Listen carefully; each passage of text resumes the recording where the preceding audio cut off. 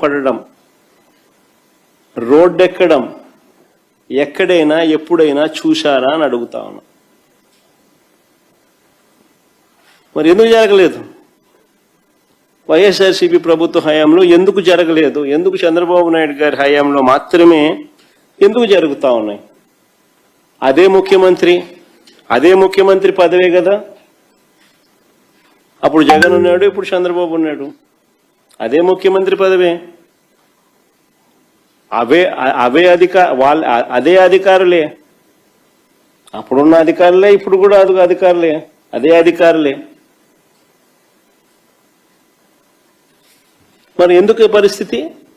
ఇప్పుడు ఎందుకు ఆ పరిస్థితి ఉంది, అప్పుడు ఎందుకు ఆ పరిస్థితి లేదు? కారణం జగన్ అనే వ్యక్తికి రైతుల మీద, రైతులకు